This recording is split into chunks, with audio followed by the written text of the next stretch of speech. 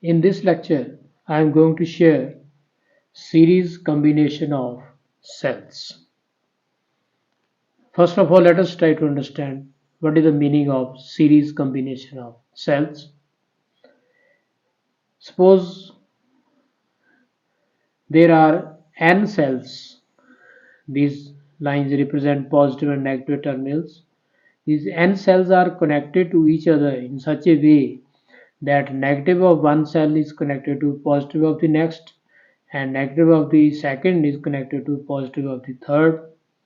In this way, we connect a large number of cells. Then this combination of cells is called series combination of cells. For simplicity, let us suppose E.M.F of each cell is same. Let's call it E. As well as internal resistance of each cell, let me suppose, has same value. Internal resistance of first cell, second cell, and all these cells have same value. When this combination is connected to some external resistance, let me call it capital R. When this circuit is completed, a current will start flowing through this resistance. Let us suppose the current flowing through the circuit is I. This is called series combination of cells.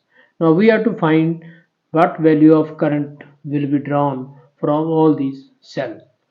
Suppose there are total n cells which are connected in series with each other. Suppose R represents internal resistance of each cell, and suppose E represents E.M.F of each cell. Using these suppositions, we can calculate the value of current drawn from this combination. If I apply law of series combination of resistances, so I can write total internal resistance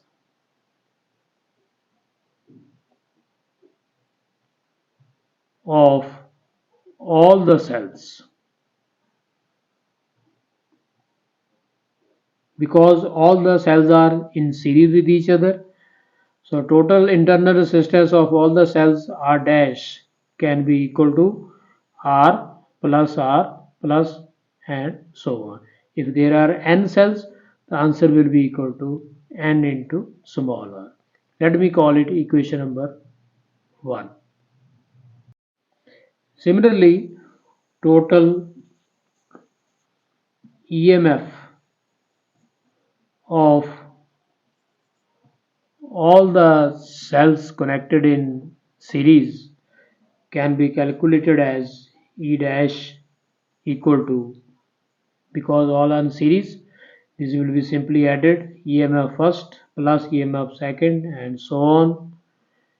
Because there are n cells, total will be n multiplied with E. Equation number 2, let me call. So if I replace this series combination by a single cell having potential, having E.M.F E dash equal to n into E, then same current will be drawn from the single cell also. A single cell equivalent to the series combination of n cells will have E.M.F E dash, and its internal resistance will be R dash. If I connect this single cell to the same external resistance as in previous case capital R, then same amount of current will flow through this resistance, that is I. So this is the meaning of equivalent single resistance.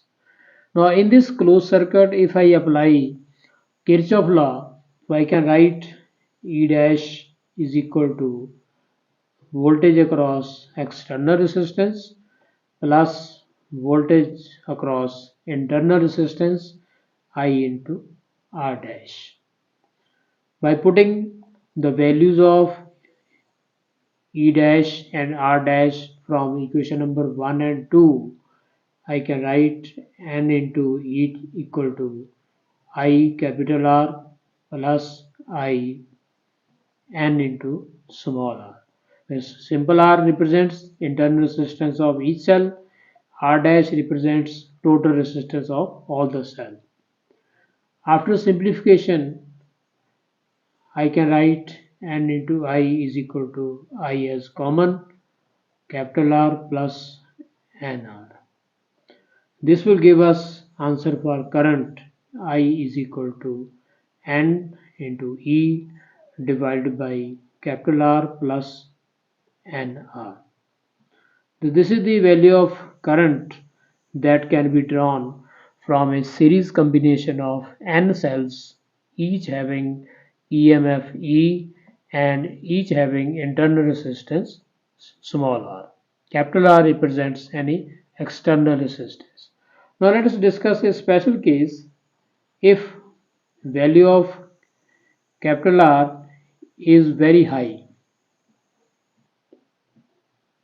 then what will happen to this relation? Then NR term can be neglected in comparison to capital R. NR can be neglected. By neglecting this term NR in this denominator, I can write I is equal to N E.M.F. divided by capital R. So what is this value? This is the maximum value of current that can be drawn the series combination of n cells. So this gives a relation. It means the maximum current can be drawn from series combination of n cells if we connect external resistance capital R of very high value. That's all.